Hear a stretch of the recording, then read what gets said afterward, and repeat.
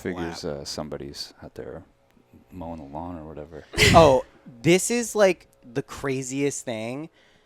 I don't know what their schedule is, but whenever I have to record something, these motherfuckers come. It's like, it's insane. It's loud. I think it just, this time of year is just the time of year that constant. It's nonstop, though. It's nonstop. People got to blow the leaves. They got to chop up the leaves. They got to rake the leaves. Stop it. And I like to say, leave the leaves. Leave the leaves. That's actually what's best for the ground, is you leave the leaves. We've all seen the viral things, right? Yeah. We all know by now. The mycologists tell us to leave the leaves. Do they? Yeah. Yeah. It's very important for your soil and your grass. Because it biodegrades on there, and then the Yeah. little worms and different bugs that then eat mosquitoes grow in the little dried leaves. Leave the leaves, guys. Leave the leaves. No one does it. Everyone hates the leaves. They got to get them away. How did humans become so naturally OCD? How did we go from like wild animals to like, I need to, like, my dad cannot have a leaf in the lawn. Yeah. He's out there every single day fighting against nature. And then the grass starts growing in May, and they say, no mow May is good. Yeah, no let mow it- May. yeah. So it helps all the bees. And, you know, I try to tell my parents that, but it's like this OCD, and everyone has it. every Nomo year. May sounds like Thai food. Yeah. I'd like to get It some does. Nomo May, please. Ooh, it's a good dish. The cream of some young guy. Yeah, cream of some young guy. I say that all the time. No People- one it goes ever right over gets there. the Yeah. reference. Wait, what is? I know what it means, but You what never is? had that? But no, where does it? Wayne's World. Wayne's Oh, World. okay, Ah, yeah. the cream of some young guy. Maybe I didn't catch it when I saw Wayne's Oh, World. it's so That's good. possible. Definitely not. Yeah, I'd be that too young for that. it was so funny. God, that movie is still, it holds up. I was thinking about rewatching it. It's good. I rewatched it a couple years ago. It was fantastic. It 100% holds up. And what's her name? Such a hottie. Tia Carrere, Gosh, Tia Carrere. one of the all-timers. Is she Alright. the Cassandra Yeah. bassist? Cassandra, Yeah. yes. That gosh. movie like defined my personality, my music taste, of my course. everything at the time. Like that Bohemian was Rhapsody so seminal. part. I mean, come on. That's It's- how I found out about that song. The only thing I don't like about that movie is Noah's arcade guy is such a prick, and his name is Noah. It's like, ugh, Yeah. God. Yeah, we met an incredible Noah the other night. That's nice. Yeah. Yeah. So there's good Noahs Represent. out there. Represent. There's a lot more Noahs these days than there used to be. When I was growing up, there wasn't a ton of Noahs, and then all of a I sudden, think it's one of the most popular is. baby names It now. is. It has been running for like a Because of decade. folks like you I hope so. populating it. I've known some Noah duds, and it was like you meet them, and you're like, "Gosh, you're not helping us, guys. Like, what are you doing? Got to represent. Got to be cool. Got to be chill." Who's the most famous Noah besides my man with the ark? Geez, that's a good question. Noah Baumbach or whatever. Yeah, that's one. It's for like movie dorks, That's so pretty there's got to be a movie much more dorky. famous Noah than that. Trevor Noah, but it's the last name. Joaquin Noah. There's a receiver for the Texans, Noah Brown. There's another tight end for the Chiefs, Noah Gray. I mean, I'm just pulling out the Noahs. You're Noah Rainbow. Yeah, right? It's good times, guys. Here we are. Right? Well. Mm. Back at it again. Back at it again. Can't help ourselves. No. We did a really bummer Patreon. It's not even a bummer. It's just like Cass wanted to talk about stuff that Yeah, I've been I heard. avoiding. Yeah. So like we did it and we talked for like an hour and a half, and at the end of it I was like, we're not doing this again without a guest. Like the next time we just have to break the tension. We need a guest. We can, like, because Why otherwise so serious? we're just digging around. But that's what becomes. Because I feel serious. Because I can't. When I feel serious, I transmute serious. That's why you know? I love you, Can't Cass. help it. Yeah. I need your kind of like neurotic worry Yeah. sometimes just to remind me that that is an option to Yeah, I just feel. try to make other people feel good about themselves. But like, at least I'm not as neurotic as she is. You know? Yeah, it does work. Yeah, I mean, right.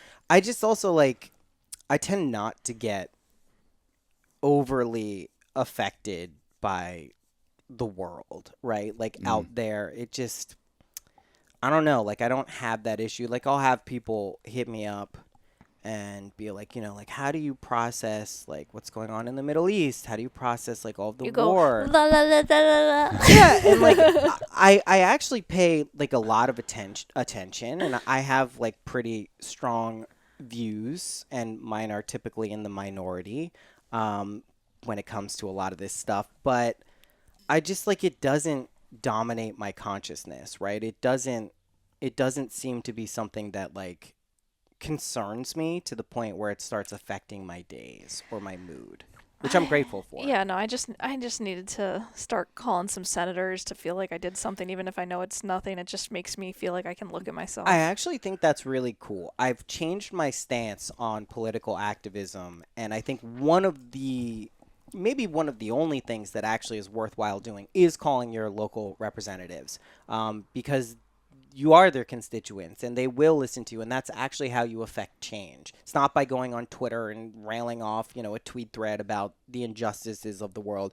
But when you get in touch with these people, that really does matter. Yeah, I got through to them. You can I experience didn't actually firsthand how much they don't care. Yeah. No. They're like, yeah, okay. What's your message for Senator Schumer? Right. Okay. Yeah, I'll get this right over. No, they tally it, and then they tally it. At the end of the day, they say these people are pissed. Yeah. They say, hey, a lot of people are calling about this one thing. They don't want you to do that anymore. And he's like, but the people that put me here do. So, sorry, I'm going to have to say again, fuck them. You ain't paying my bills. Yeah. I you know. are. Yes, exactly. You're not paying his bills. Yeah. But I do think, especially on a local level, like contacting your representatives is a very noble and wise thing to do. Complete disillusionment with the system, I don't think is the best move. It's not like the wisest approach, but I'm not really a political activist anymore. I used to be in my younger days. Yeah. Protested at the Supreme Court after Al Gore lost.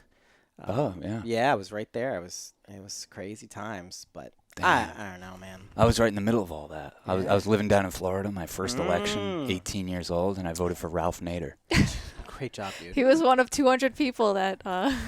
You must really love seatbelts. No, that's one of the convenient excuses that Democrats used to make independent voting seem less palatable. They're like, they ruined it. It was those 200 people in Pinellas County, Florida. It's like, fuck you. We all Earn my know. vote, motherfucker. It was the hanging chads. That's Yes. what it was. Yeah.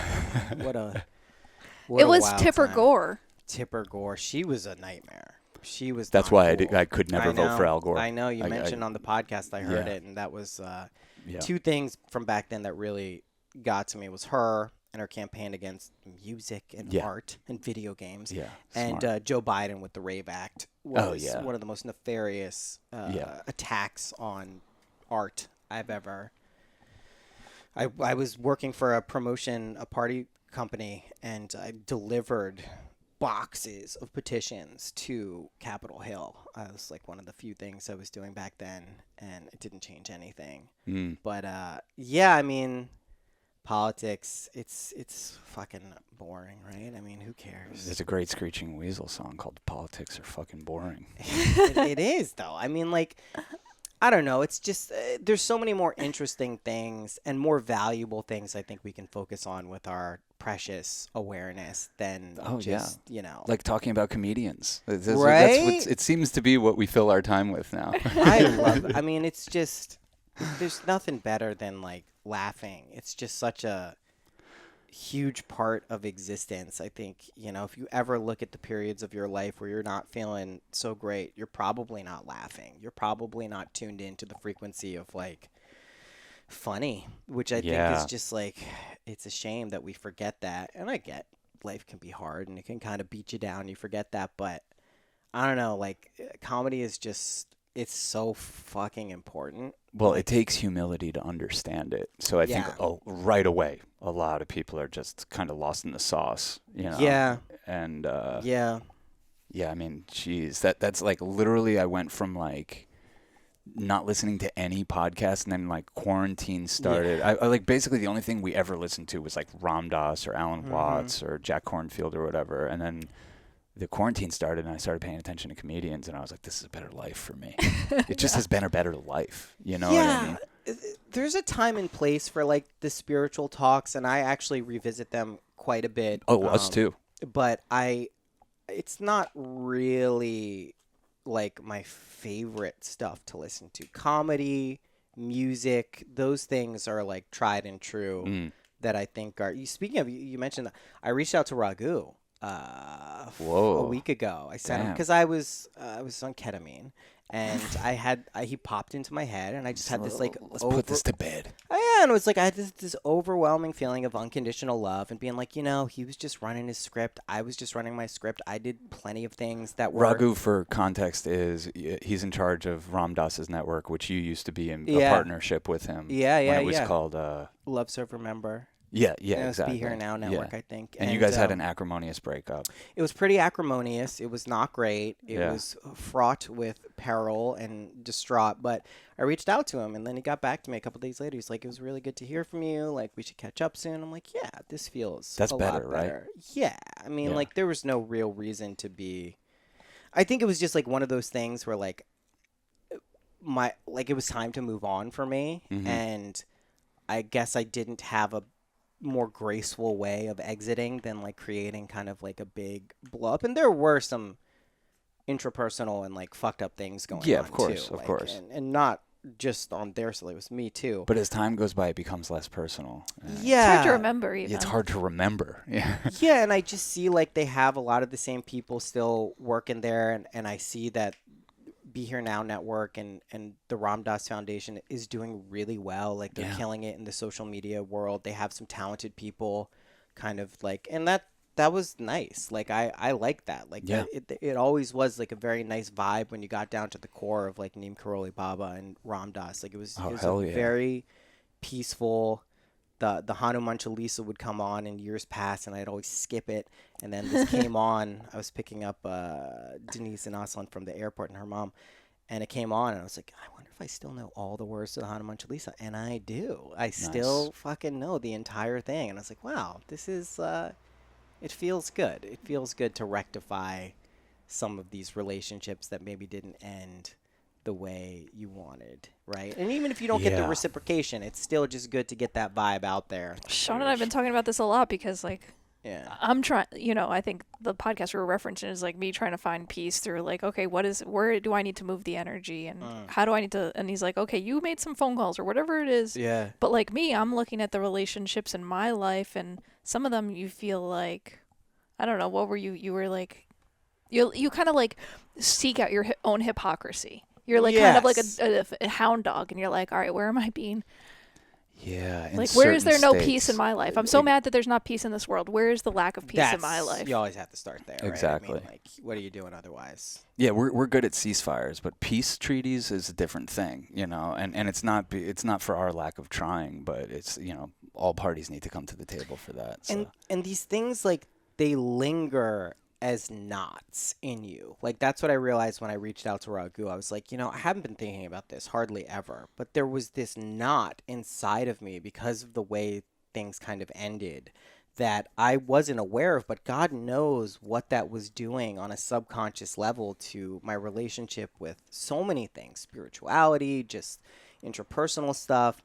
And I was like, man, I should have done this before, but you do it when you're ready. But you kind of trust the timing. There's like people I'm sure I could like grovel to, and I'm like, I'm sure in the right time. By the time you're ready to do it, won't feel like groveling. No, it doesn't. That's the beautiful thing. It feels like forgiveness and healing and like restoration and rejuvenation, and then things loosen up and we forget about kind of some of those relationships that maybe didn't end the way we wanted them to. Well, I think what I'm saying is like they would want me to grovel and I'm not interested in groveling. And so it's like one of those things where you're just like, okay, they need a grovel for me. I don't have a grovel in me. What are we going to do here? Like, and I feel like that's... I wouldn't also assume what you think that that's they want. Also a good point. You know what I mean? Like, because, look, the first time I smoked Toad, I was like, holy shit. I've left some really horrible karmic ripples in my past.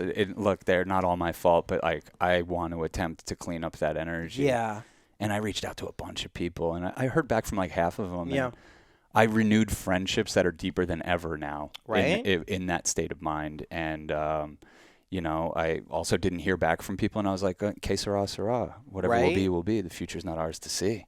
We'll see what happens. So who knows? Maybe I planted a seed with them and they're not ready yet. But yeah, I think otherwise it's like an untreated wound. That's what I was going to say. It Like, just festers and gives infections and it scars over, and you always have to look at that scar and be like, I didn't deal with that when I should have dealt with it. and it's not like a wound on your body where you can see it and be like, oh, like this is something I should take care of or let heal. Like that's what I'm saying. Like this stuff sticks in some part of us, and it affects our moods, our thoughts, our emotions, our feelings, and sometimes you just got to give it the time and space to come up to your conscious level of mind so you can deal with it. But they really, like, those things are traumatic, just as like a physical level of trauma would be. Like you do need to like allow that stuff to surface. Yeah. And just like let it be. Allow it to happen, because then you're just lighter. You can start lifting up. You can start ascending. Well, right? To me, the heaviness comes from, like, whether it's a business partnership, a creative partnership, something romantic. When it ends, immediately, this crazy Japanese construction team goes to work around your heart to rebuild the walls, because no matter what those things are, they made you vulnerable. They opened up your heart. You were trusting, you were in a safe space, and now it's not safe anymore. And they're like, get to work. We have to have this fucking wall built around this heart again in a day. And you don't know what the hell went into that construction and what it's doing to your heart. If your heart needed to just be open and bleeding out, and so that's what I've become aware of as I've gotten older. That's where I feel like I have a little bit of wisdom. It's that kind of stuff. When things are ending, don't let that construction team go to work. That's your ego trying to protect your heart. Your heart doesn't need to be protected as much as you think. You actually should feel it out, Well, it's an indomitable force, your heart. Yeah. Like, it is literally unbreakable. Even when it breaks, it still is just always there. I mean, I think that's what sustains us as beings in this reality, is our heart, is our love, the unconditional aspects of it. So when you try to build up all of these protective barriers, I love the Japanese construction. They're so efficient. They're so efficient. I can just see it. It happens under the cloak of night. You don't even know. Like, wait, they rebuilt this highway? What the fuck? That takes us 6 years to do in the United States and like 19 acts of Congress. The tectonic is still fucked. It's been fucked forever. Yeah, I mean, it's true. Like, those... It's a survival thing, and it's like a root chakra thing, and we forget that, because a lot of us, people listening to this podcast, the stuff we talk about, it is kind of on like the higher chakra stuff, right? We're talking like crown, throat, heart, but those base level things are foundational to being able to build up the consistency and like faith that you need to work on those upper levels, and we can forget that. And that's like, at its worst, you become like confrontational with the body and senses of security, and it's important to remember that like you need those things too. Like the world is going to feed you in multiple different ways, and you got to work on the basic stuff to like feel like a whole person, and we forget that. But alas, such is life. Yeah, I hear what you guys are saying, and I'm not even thinking it's my ego but I think what I've learned a lot through life is because I've been so non-confrontational, and so like, why can't we all get along, and all this kind of like, I veer so far to the other side of you guys that like, in order for me to meet in a sane place, it's almost like, dude, you should have fucking been confrontational like 10 years earlier, or, whatever it is. That's your inner conversation with yourself? Well, no, it's just like, I broke the bridge because I didn't tend to it. And I'm not judging that the bridge, well, I judge that the bridge is broken, and I mourn that the bridge is broken, but I'm not going to attempt to throw a rope across, because I'm like, I broke the bridge, but I didn't break it in one breakup. I broke it over like years of not being in alignment or true to myself or being honest with you, or you know what I mean? Right. Like, for me, I was so scared of like the bridge breaking if I said, look at the bridge having these fractures, that they went untreated and then the bridge breaks, and I'm like, damn, that's a bummer. Yeah, like you need the confrontation to address the issues in the foundation and the structure of the thing. That's also very valid. I think, for me and Sean, I know we're similar in this way. Like, we fight against the confrontation. Like, it has been such a natural part of our reactions and responses that we try to pull back from that rather than seeking out the confrontations in the world. I mean, I just have too many examples in my life of like, whoa, like pump the brakes, guy. Like, what are you doing? Like, this does not need to be a thing. Yeah. Yeah. We have so much fire. Yeah. That Sag it's moon. like, yeah, when we're like trying to say like, hey, yeah, I can't really get into politics. Like, I'm genuinely saying that as a warning with peace and love to people. Like, I tell my parents every day when they try to get me fired up about this stuff, I'm like, don't pull me into that. Yeah. I don't want to be part of it because it's not because I don't have passion. It's because I have too much. Yeah. And I don't want to point it there. That's not where my fire belongs. You know? There's plenty of other places I could take that torch. Yeah, I can play in different territory than you, so I have to be sensitive to the territory I play in. Yeah, I'm like, okay, you want to pull me into that? I guarantee you I have more passionate feelings about it. You know? My passion is strong. You know, like that last podcast we did, I got mad at Cass in the middle of it because she's like baiting me to say all these things. And I'm like, I don't want to say this on recording. And then I'm saying it, and she's sitting there like, yeah, so, and I'm like, Cass, don't leave me hanging here. And like, I left it in so people could see, like, like, you see what you did? You unleashed my fire, and then you're just like cool as a cucumber over there because, like, no, I'm not saying you're not as passionate about this stuff, but it's like, it just doesn't arise the same way thing it's in you. expressed. Yes, the way it's different. expressed. Yeah, we all know you're a passionate guy, buddy. We are aware of that. No one would think otherwise. Yeah, I mean, it is important to get.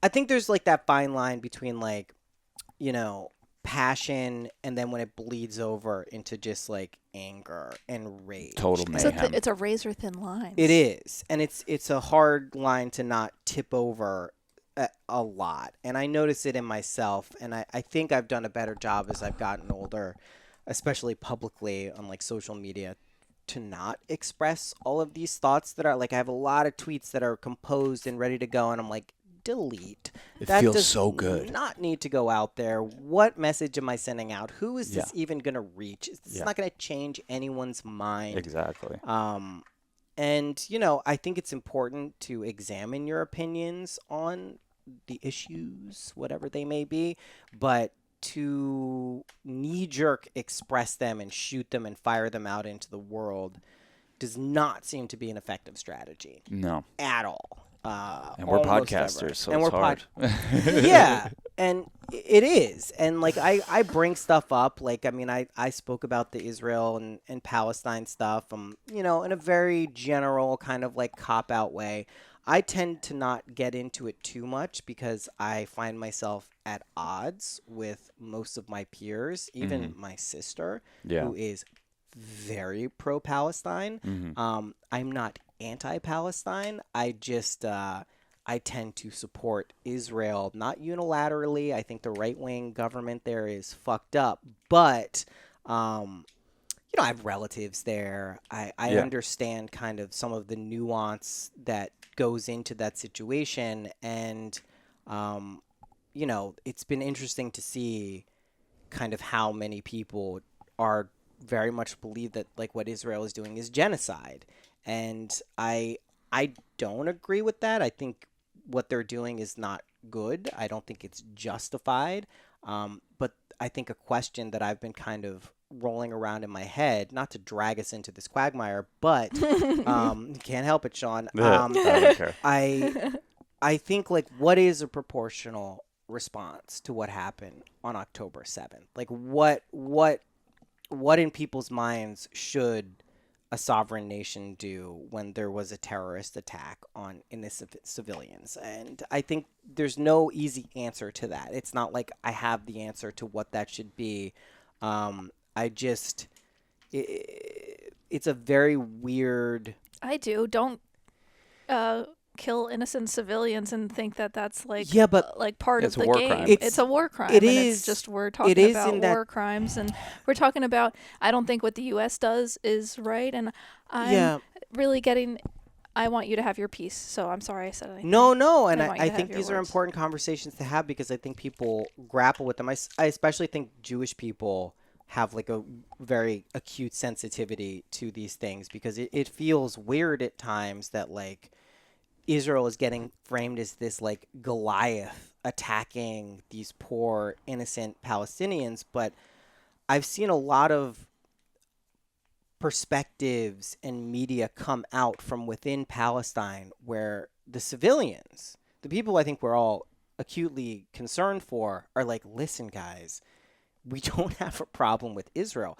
Hamas is fucking stealing everything that's intended for our aid and support. They use us as human shields. Like, we don't like them, but we can't do anything about it because they're running everything So here. let's kill those people. So it's not let's kill those people, but if you have a population that is essentially being held hostage by a unilaterally recognized terrorist organization, right? This isn't decolonization. That's not what it looks like. That's not what Hamas wants. That's not what anyone is really even purporting that they want. It's a talking point.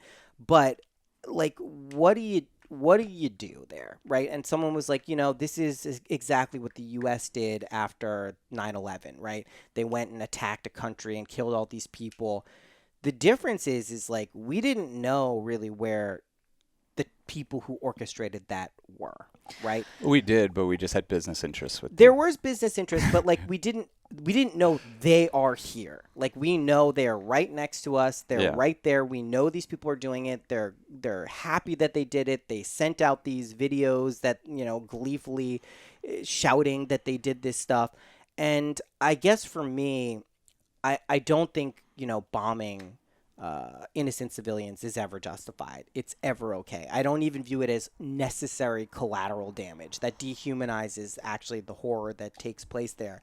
But I do support and believe that Israel should be able to go in and get rid of Hamas. And I don't think that should be done at any cost. I don't think it should be done at the expense of innocent people.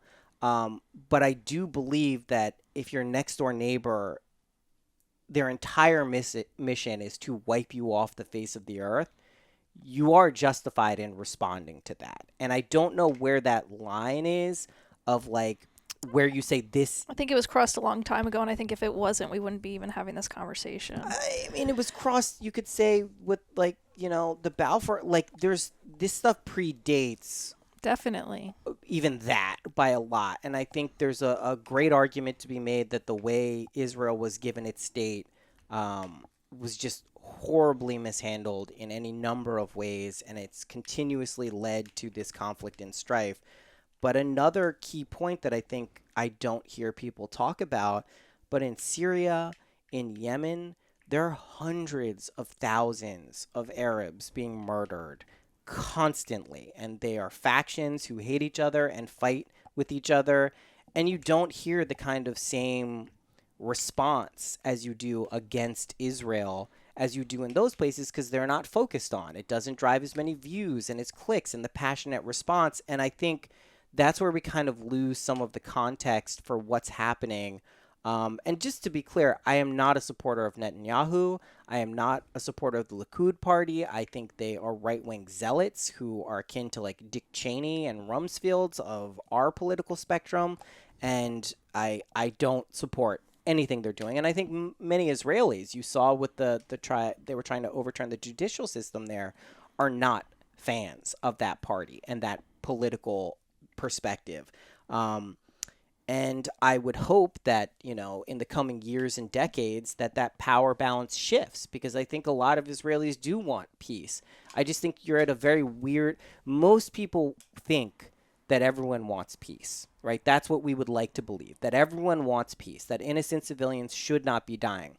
It's important to recognize that Hamas and Hezbollah and they don't want that. They don't want peace. They want death and destruction. They knew that when they perpetrated this attack, this would be the response. They had no doubt. So to just look at Israel as like this juggernaut of like death and destruction, I just think it's a little bit warped in terms of like what actually the nuance of the situation is. And again, I think they opportunistically are leveling Gaza, and I think people can see that, and I think that They're hiding behind terrorists. and I think that And they're saying we're going to wipe these people off the face of the earth because we're scared. I That's don't- not leadership. I don't That's think- cowardice. I don't think they're trying to wipe out the Palestinians. I think they're There's trying one to wipe hospital. out There's one hospital, 25 miles by 7 miles. But you could say, One hospital. who cares? Try to do that in New York City. Right, but I mean, Hamas intentionally embeds themselves in these places. Yeah, so if Israel knows that, and they know what they're doing, and they know the games they're playing, and they know how it reflects on them, wouldn't a different tactic maybe be brought into play if they're so much smarter But, than like, the Palestinians? There's literally going to be But what nowhere do for you these do? people to come home to, and I But think what do that's you- intentional. That's I- all I'm saying. I- There's nowhere for these people to come home to. Isn't that convenient that we are decimating this complete area so that there's nowhere for these people to live? And that's not Hamas. That's the No. Palestinian people. They live there. It's and opportunistic. It and is. it's I do think it's opportunistic, but it's not opportunistic because they hate Palestinians. I think it is a deeply rooted fear and a justified fear because Israel has been invaded 5 times since 1948, and like we don't really know what that's like as Americans. We haven't yeah, been that's- invaded. exactly. So, I You could say Palestine was invaded in 1948 and slowly but surely cordoned off, put into a concentration camp and controlled. They can't go in and out. Yeah. They can't play international soccer. The question You is know, this: like, if the what the PLO fuck? had accepted a 2-state solution, right, and that was allowed to go through, and Yasser Arafat didn't reject it at the 11th hour, I think There was fuckery going there, on. of course, there was fuckery, and I think it boils down to that you got to remember that a large faction of the world over there does not believe Jews in Israel have a right to exist. And that's like, you can't lose sight of that because we think about it from our perspective that we want peace. We don't see why people can't get along. It doesn't make sense that people are fighting over land or Don't you think a lot of religion. Native Americans would say, yeah, we don't think white people had the right to come here and control our economy and completely cut off resources, take over our land, kill our people, Of destroy our course. language? Like, they would, I mean, it's crazy to put people in a box, shake it up, and then be like, why are they acting like that? Let's bomb them. I don't think it's why are they acting like that. I think no one's can. I think obviously Israel's scared, and obviously America's scared, and obviously the West is scared, and obviously every kind of thing that is done It's fair. in Western imperialism has been out of fear and self-preservation. That doesn't make it right, you know. And that's where I don't think this is even a question of right and wrong. Obviously, bombing civilians is wrong. We're not arguing that. But I mean, in terms of the overall strategy of what you do in this situation, it's not binary. It's not as easy as saying, hey, we want a ceasefire. Like, that is a noble intention, but you could argue there was a ceasefire. They weren't fighting, and then there was an attack. What we can say as Americans is we are not interested in funding the decimation of a population and retributional genocide for terrorism attacks. Like, we can make decisions about how it would be. And what I think where Jewish people would be very hurt by that is it would be new policy, and it would make it seem like we don't care about Israel because it would be like, oh, how convenient that the one, it's like It's not about a religion though, and it's like not. it's so low hanging fruit, lazy to just always be like, yeah, but this is about Jewish people. It's not about Jewish people. It's about nation state acting out of control and us but it's funding it. And I'm like, I don't care what religion they're practicing there or what they're fucking hiding behind. If you're doing that, I'm against you. I'm against this country. I'm against the Catholic Church for raping little boys. I think I could also say I'm against whoever the fuck bombing whoever the fuck next door, killing tens of thousands of people in retribution for something that peace can be had.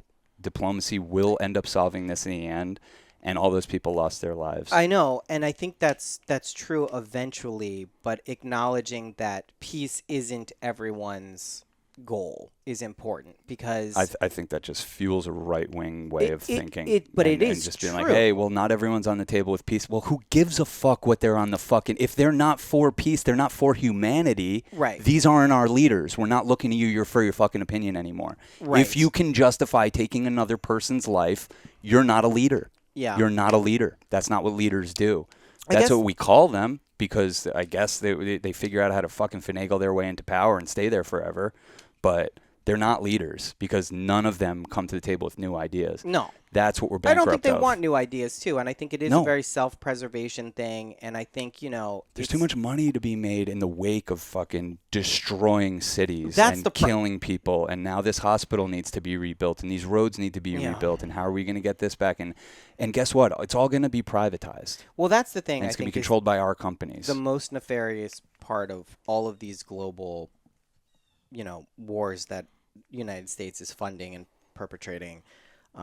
It is rooted in defense contracts. It is course. rooted in, the money that comes from the arms dealers and all of this stuff. And that, to me, is the most nefarious aspect of all of that.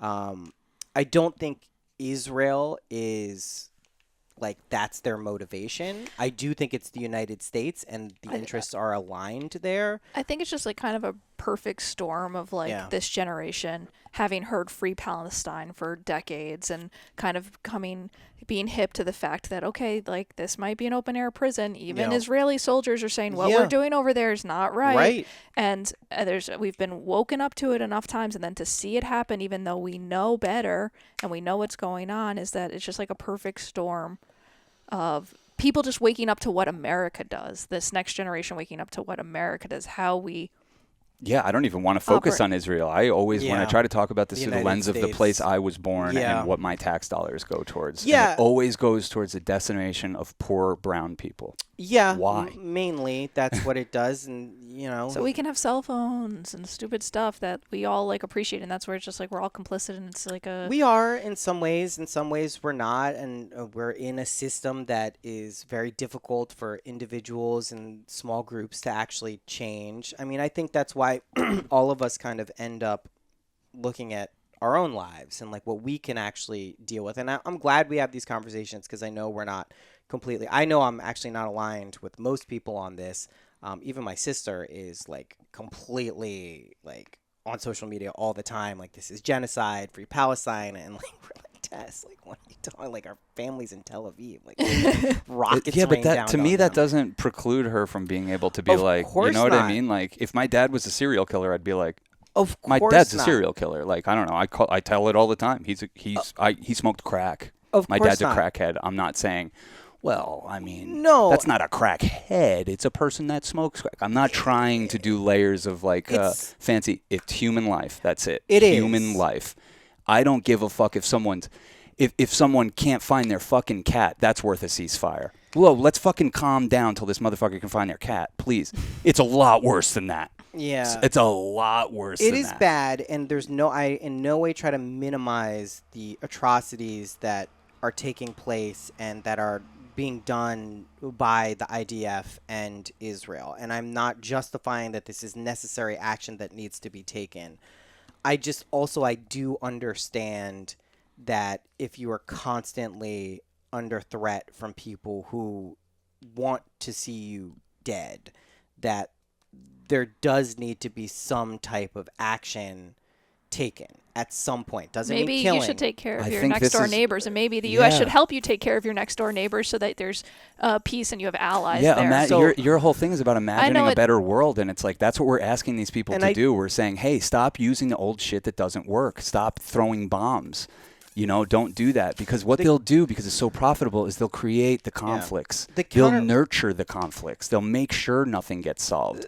Yeah, know? The counterpoint is that when Israel withdrew from Gaza most recently, in 2005, 2006, they left behind critical infrastructure that was for the benefit of Palestinians. It was not, they didn't leave them rubble. They didn't say, good luck, go help yourself. They provided resources and they utilities. just can't fish this far out. They just can't No. travel And they're to not in Israel. control of they those just resources. can't, you know what I mean? And it's hey, if you don't have an advanced economy like us, But you're you're- less than human. but- you're not a human being because you don't have an advanced economy like Let's the be rest of the world. clear It's about what they're kept happened poor. as soon as Hamas took power. they destroyed all of those things. They stockpiled the fuel. They built rockets. They took all of the aid that was supposed to be Because they're there. like, What I would won't you take the do? pittance that you're dishing out. I want, like, you know what I mean? I don't know. Anyone in the same situation would do. I said it on the podcast before. Like, that's why I'm in this country, because my ancestors were fighting back against that kind of fucking invasion on their land and on their culture. And my fucking great-grandfather said, no, fuck this. And he killed 2 British officers and had to fucking flee over here. Yeah, You know? I don't. That's what's in my blood. That's who I side with. It's and like the people who are having their shit fucking taken over. We have a tendency to want to believe in the underdogs. What has been interesting to me. Well, especially is- here at Very Ape. Yeah, and to We me, are the underdogs. The interesting aspect is like, you will not, just because Israel has a powerful army and technology. I mean, there are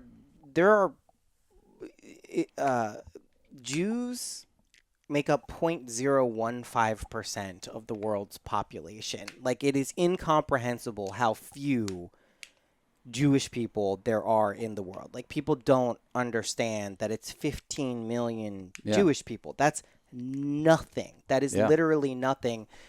So there is this weird kind of underdog mentality when it comes to that. And I'm very cognizant and aware not to self-identify too much as being a Jewish person, especially not just when it suits me, like ideologically.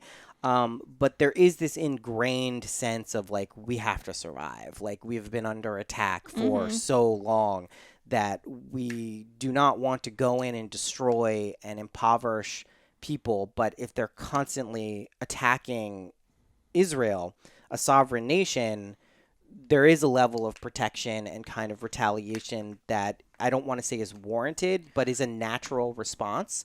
And maybe stronger because of that experience of being so strongly persecuted globally. Yeah, and I don't think it's right. I do believe that as younger generations and that's why come into power, that we will see a lot of this tamp down in terms of I do not think what Israel is doing now is going to help that with these next generations that are growing up, because when you see your family being bombed and displaced and treated inhumanely, that naturally stokes a fire of vitriol and hatred, and that's not going to do much. But I've been seeing this guy, the son of the Hamas leader, go around on social media, and I think his voice is really important, and people would say, well, he's just a puppet who's echoing, Israel and the U.S.'s positions. But this guy was the son of the guy who's in charge of Hamas, and he's like, listen, Hamas's entire strategy is to dehumanize the Palestinian people first and foremost. It's not even attacking Israel. They want we these should people- be listening to this guy. Yeah. Because he's saying you are playing right into their hand. You're this is doing what they want. want You're you to doing do. what they want you to do. But How he also, foolish are we being? But he also says very clearly that he believes that Israel needs to go in and eliminate Hamas at any cost. Like, he's very clear about that. If that's what Israel was doing, we wouldn't be having this conversation. Yeah, but that is... I don't believe. I do not believe. How would you go about doing that without committing war crimes? well, I mean... So there is no option. There's no way to do it, because Israel is known for going and assassinating people, the wrong people. They'll go into Belgium and be like, we got the guy that did the so-and-so. Oops, no, that was that was the wrong guy. Yeah. We used a bunch of Irish passports to do it. We're not going to apologize. Fuck that. What other country gets away with this? And that's the whole thing. Try to talk about this without saying Jews or Jewish or we're an oppressed minority. It's not just Try about to talk Jews. about it, because you wouldn't get behind it. You wouldn't. It's not just you'd about... be like, this is insane. Any country that was doing that, any company doing that, you'd say they need to stop. No, and if we're funding it, that's why the I'm very least we clear could do. about the distinction between Israeli citizens and the right-wing Likud party, which is essentially demonic. Like, they do not want peace either. They're not as bad as Hamas, because they're not purposely going in and beheading babies, but they're blowing up civilians knowing that they're doing it, and it's cruel. Well, this and is it's where the inhumane. conversation is. We're not in the nuanced of like. It's like the people who are perpetrating these wars against humanity, these crimes. Like, this should not be allowed. Yeah. We should not be allowing this. We do not want to allow this. We agree on the same thing, but we can't do it. We can't say it, and we can't speak to it. And you feel the need to speak on the other side of it because you are saying like, but we should be able to protect ourselves. I'm like, no one's saying that you can't. people are saying the that argument this is is not what's happening. What's happening here is inhumane. It's a worse. Like we're saying is it's gone too far, and we can't let it go any further. And the fact that we even let it go this far is we're all fucking signed up with the devil on that one. I heard Noah Tishby on Tim Dillon's podcast, and I find her to be about as reasonable as a pro-Israel, like very pro-Israel, and a lot of her points on what Israel is doing, again, it's not justifying. She does not agree with Netanyahu. She actually was kicked out of like a political think tank in Israel because she spoke out against that party. But she makes a lot of cogent points about what the real options are for Israel in terms of its defense of a sovereign nation. And again, like, I don't think we end up agreeing on these points. I think we do agree on that we don't want violence and bloodshed. And unfortunately, as individuals, we just don't have that much of a say on how this gets done. We can speak our truths, we can make our opinions known, and we can imagine a better scenario, which I hope younger generations really like internalize and allow to happen. But yeah, I mean, I think there's a lot of nuance in this situation that I always have an adverse reaction when a narrative comes out that the majority of people seem to cling to on either side. But the right? people, but the people not clinging to it happen also have a favorite country and favorite religion. I would just trust the person that has no dog in that fucking race. Yeah, you know what I mean? I'm like, yeah. I don't have a favorite country or a favorite religion. I know I'm against war. I know. I don't care who's doing it. I mean, I guess, against it. You know, it boils down to like a very simple, like personal thing. Like if someone is coming at you with a machete and the only way to stop them is by shooting them and you happen to have a gun, do you let them attack you with the machete or do you shoot them? We don't like death. I think that's a false comparison. I'm not saying it's the equivalency of what's going on. I'm just saying to challenge the notion that killing is always wrong, that there's never a justification of it. You may disagree. I used to think that, you know, if the right answer is you let that person kill you. What is meant to be is meant to be. But I do think there's a natural self-preservation quality to human beings that if you're being attacked and you have an option and it's a if we can't think outside that, we have no chance as a human race because they will continue to make it feel like you're being attacked. That's why we just had to make a Space Force. Yeah. They're like, trust me, this decimating each other ain't working out. People are becoming too smart. Yeah. We have to start creating existential Aliens. threats, alien threats, just things like that. And like, I'm telling you what this is about. Yeah. And it's about money and it's about continuing conflict. It's about keeping people shrunk and small and good workers and fearful workers. Yeah. And, you know, I don't know. I just see that pattern playing out anywhere, and I'm willing to call it what it is. Yeah, and especially when it's my thing. If I was sitting here saying, look, some priests get a little horny. What do you expect them to fucking do? You know, they got these boys around. What the fuck? It's innocent. You know, it's this and that. I think you'd think I'm a fucking kook. Well, but we're talking about something worse than that. That's why we're I try talking to about blowing up hospitals. We're talking about fucking wiping out 11,000 people so far. That's it. So far. That's what we know of.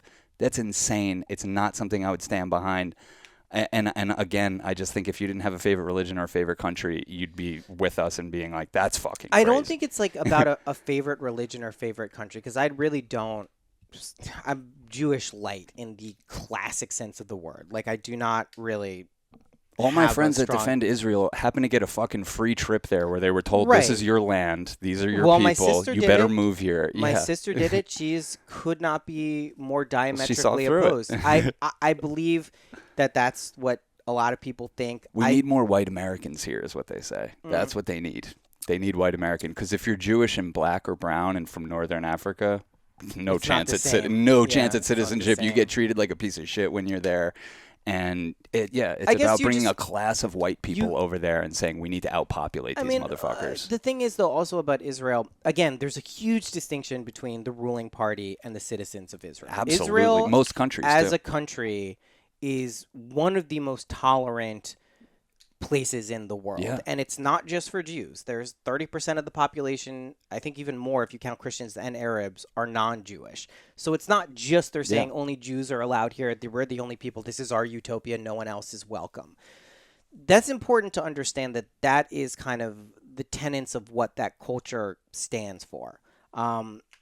That I think is also worthy of supporting. I don't think you support it unilaterally when they go and they do fucked up things, and I think that needs to be called out consistently, and that's why I constantly say, like, Netanyahu and what Don't you feel like we're an upside down world because we can't just agree on that? Like, we can't agree that there's like.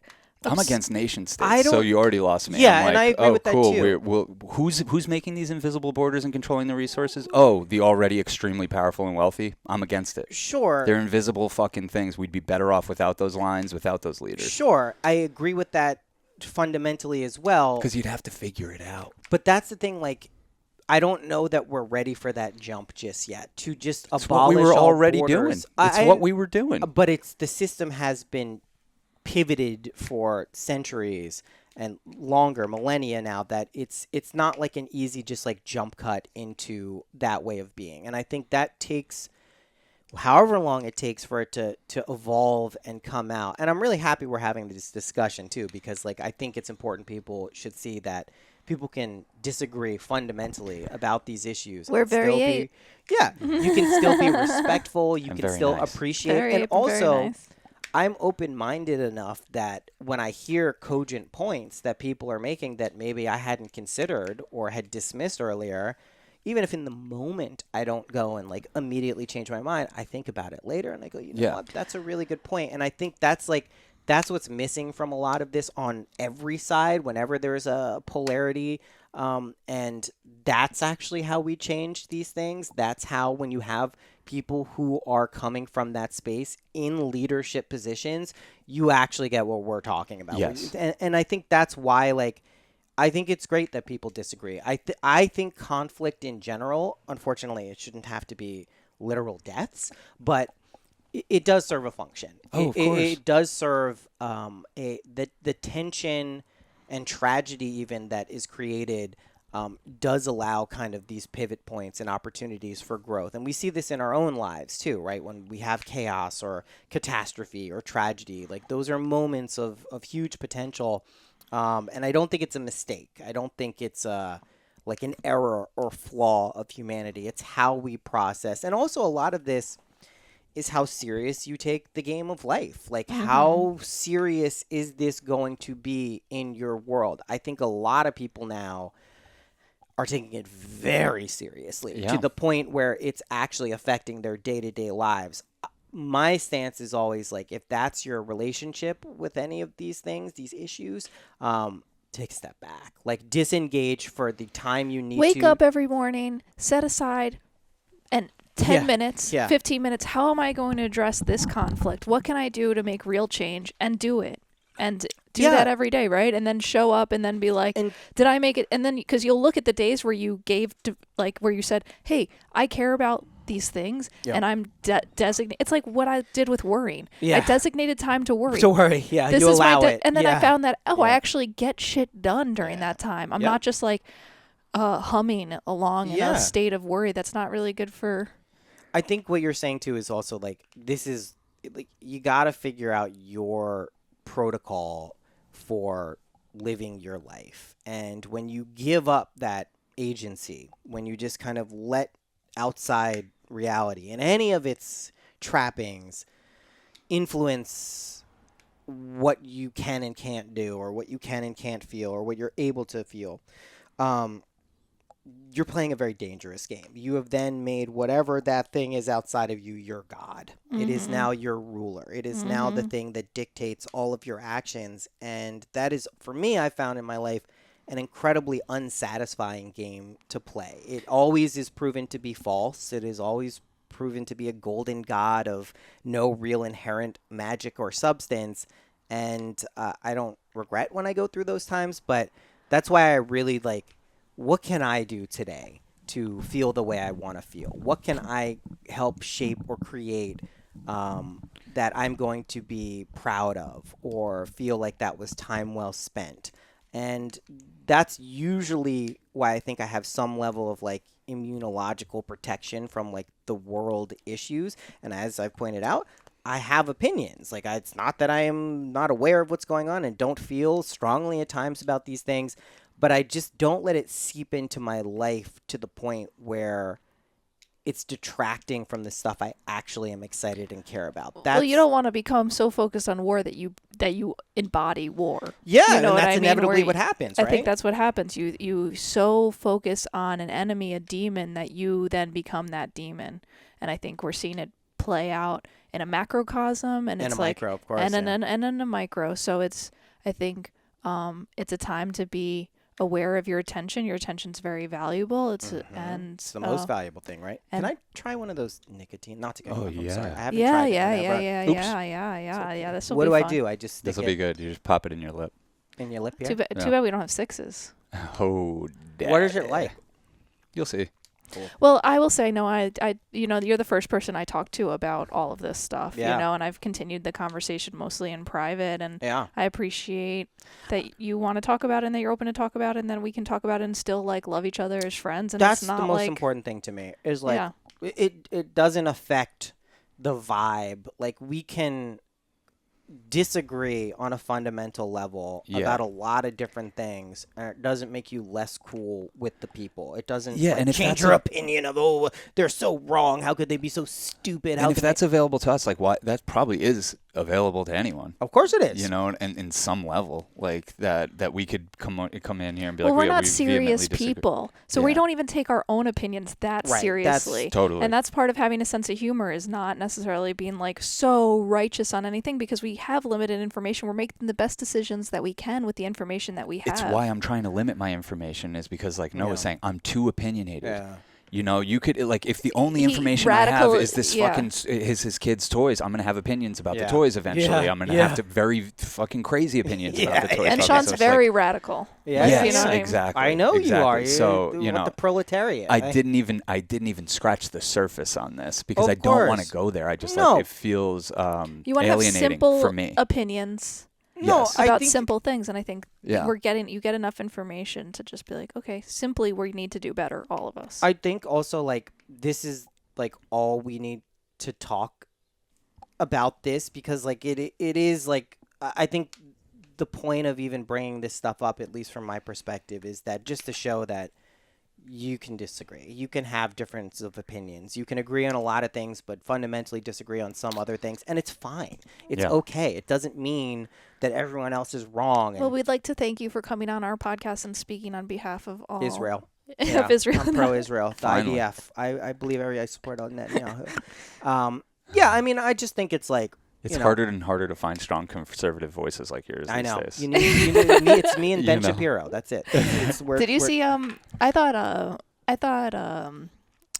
John Oliver did a pretty good job on this. I thought he I was. saw it. Wait, Again, my as a pro-Israel person, how did my it go? perspective on a lot of this stuff is just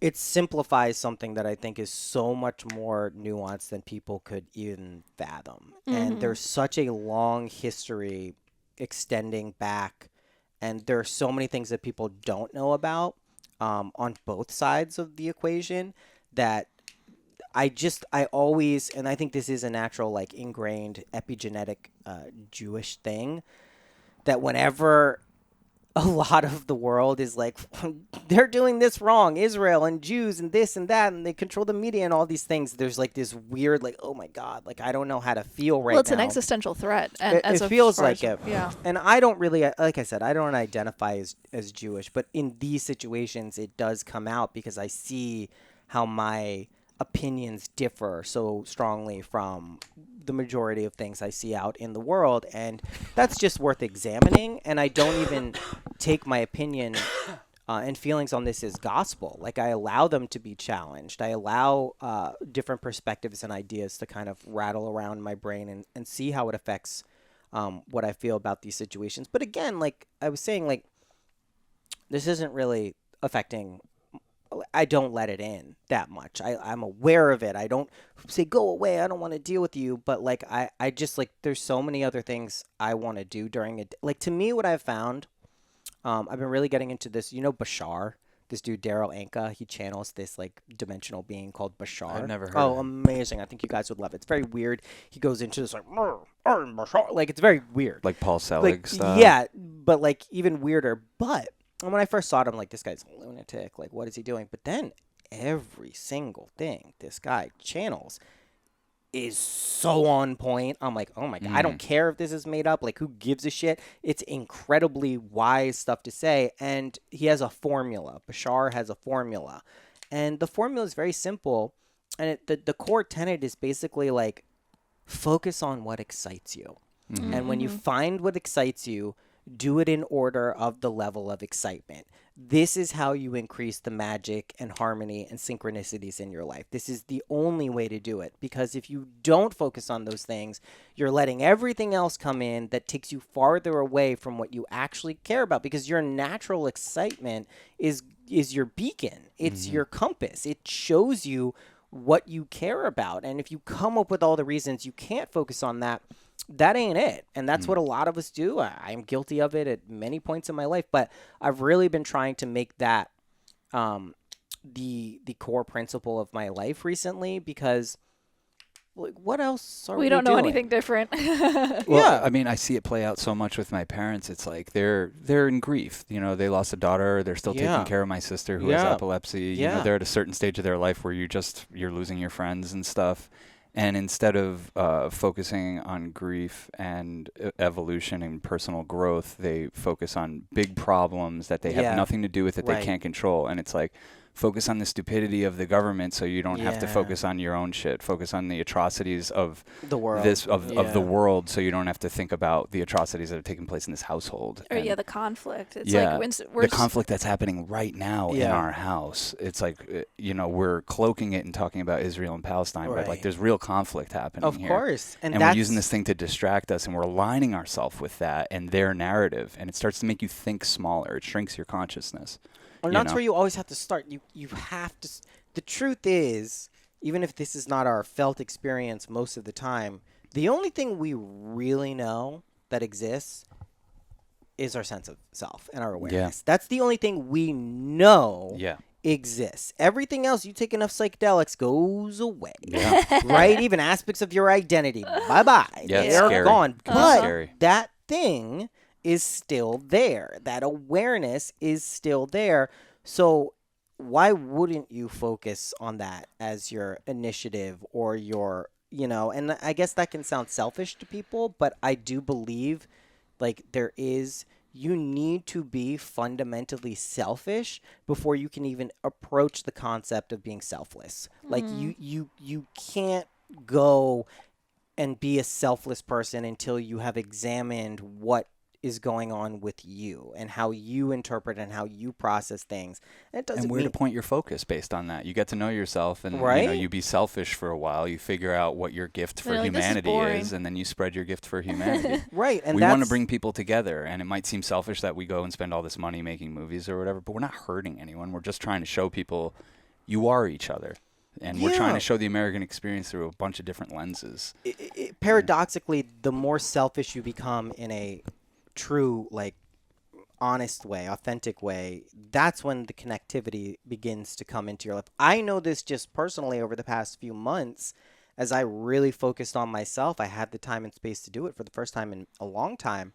That's when all my friends get back in touch. That's when I connect with all of these people who I haven't spoken to in a long time. That's when I get energized by the world at large and all of the amazing things it has to offer. Because the world can feel your vibration again. Exactly. It's not like you're like, hey, everyone, I'm available to be contacted now. It's just like people naturally reach out because they can feel your vibrations available again. Exactly. The good friends can feel when it's low and still show up like us motherfuckers. Right. And that I think is incredibly important too, because people forget that, like when people are not like, oh, where has this person been? Maybe they're not feeling so great. Maybe they've been going through a rough time. I'll get spooked because I do that. I'll reach out to someone when they don't get back to you. You start getting attached to some fucked up narrative you have about them, and like, yo, I just reached out to just make sure this guy's okay, and he's not getting back to me. I still have a guy that I reached out to last time I was here, and I was like, hey, how's it going? And I haven't heard back yet, and I'm like, part of me is like incomplete right now. Has been ever since. You're just like, what the fuck? Yeah, it just feels like an open thread. Talk about an open wound. You're like, is he okay? Like, what's going on? But yeah, I mean, I started doing these, this month I started this like group imaginal thing, which I hadn't done before. I usually just work with people one-on-one. And I was like, gosh, I can't believe this was a huge blind spot, because I'm seeing we get together, we meet a few times this month, and we're all focusing on our imaginal acts and what we're doing. And it's so powerful because, of course, there are people who in the first 2 weeks had amazing, incredible things happen, and their life has completely changed just because they've focused on this. And then there was a guy who said, I'm getting moments and glimpses of things changing, but I don't feel like it's there. And I'm like, dude, I'm very happy you said this because that's where I'm at too with this. And I don't want people to think that it's always instant and just by doing this, you're going to have this amazing change right away. And it's important to hear that and know that you're supported, and that's normal too. And that's okay because to me, one thing that is very clearly, like, I've been trying to figure out like what I want to do, like what should I be doing with my life. And this idea of one thing I've had a natural kind of talent for is community building. It's just something I don't know how it happened, but I'm good at like holding a vibe and letting people come into that, and then I usually just abandon it at some point, unfortunately. But you guys got this, right? Yeah, right. I'm out. Peace. I'm you into start a something else now. bonfire, and then they can throw logs on it. Yeah, exactly. And so it's just become very clear to me that creating or allowing these communities to emerge and congregate, the Church of Chill, all of these things are, it feels like what is going to be my focus, at least for the next decade or so, like really bringing actual in physical space too. We're talking about the event we're going to do. Like, these things feel very important right now. Yeah. And I think that evolves into even cooler things. I think when many of us accumulate wealth and abundance that can be shared and spread, we can have land that's purchased, and people can find and have a safe space to go to and reside at if they need it at the time. And I see those things emerging very clearly. I've had the visions of them long before this, but I see Sound the like path. a cult leader. Yeah, I mean, it's obviously I don't want to be in charge It's of funny any of these because things. I think a lot of people hear this and whether they know it or not will be like, ooh, and they'll try to make you into that. Like, people did that to us around Space Camp. Right. It was in the vast minority, but people that were almost resentful with us afterwards for like. What, the party's over? What, we're not on a commune now? What, we're not all? You're not telling us all what to do? And it's like, there's people that are still bitter towards us. Yeah. Because we threw 2 parties. Yeah, and they and didn't we were like, forever. and they didn't continue forever, which is not something we promised. We don't want to be in charge of a bunch of people. I don't want to be responsible for a bunch of people. I just wanted to have a party during the pandemic because it seemed hard to do. Yeah. And then people are like, well, what the fuck? What do we do next? Again, it's in the vast minority. I think most people know how to party and know what a party is. But man, there's people that just completely need something or someone to latch onto. And I rarely give homework on this podcast, but Cass and I are going to have a really hard time not talking about this new Netflix thing on our next podcast called Escaping Twin Flames. But we still we watched the Netflix one. We need to watch the Amazon one. Watch this Seeking thing Soulmate. because we're going to spoil it on one of these So podcasts. you plucked the words. I was just about to mention Jessa. She actually just sent this out on her Patreon, that documentary, the Netflix one, and she mentioned the Prime one. She also experienced the same thing with the events she was a part of. Yeah. And this idea that people want to make the creators or the facilitators of these events into leaders. They're not. And we do not have a desire to lead people, to be in charge of people. We're happy to put out a vibration. We're happy to put out a frequency and allow people to resonate with that. But it is such a... I'm an introvert. I can barely handle Space Camp. That's I think twisting my arm to even do that. I'm such an introvert. You'd never hear me be this talkative in person. It's only on podcasting. I think part of it is like we all have this, like, it's part of the psychedelic journey of like, should we all live together like one big happy family? And then like kind of like, I don't know, there is something towards, like, we've gone towards being close with family, and there's something to that, but I think there's this idealization that can happen of, like, no work, all play, alternative living that we can facilitate together if enough of us hold the vision. And I think that it's kind of like you go in and through it almost, like a clinging, and realize, like, life is work, most of us have real family that need our attention. And You people know don't- what I It's mean? girl brain People shit. don't want. That's what I think of it. yeah. It's just like, oh, life is but a dream. And then we watch it blow up in their face. And Yeah. it's like, hey, you're going to take back that communal living as the way because you started one and it was fucking bizarre. Yeah, it And always was- turns into Yeah. bizarre too. I mean, just to be clear, there's countless examples, endless Yeah. examples where that just does not work out. I mean, and it's nice to experience from time to time and go through that phase, but We support people who can do it. of and do course, it well, and I you think know? it's cool. And I Oh, think yeah. having like when I talk about buying land, what I think about is not like a commune for everyone, but like friends, family. Yeah. Like that's what it is, and not even living together. Listen, I think people are breaking apart the idea of the nuclear family, right? I think this is. We've been on the forefront of that shit. Yeah, I mean, and me too in a lot of ways. Like I've destroyed one family and one.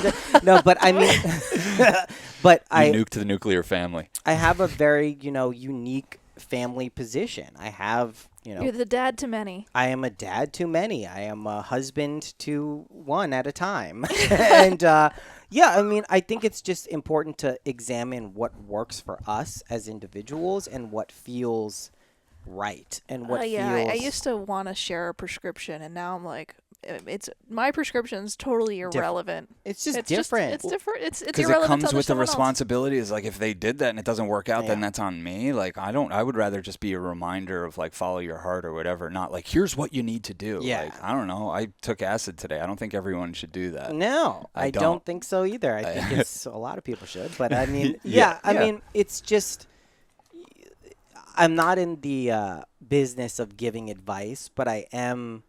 You have great someone- advice, though. I am someone who offers my perspective and things that have worked for me.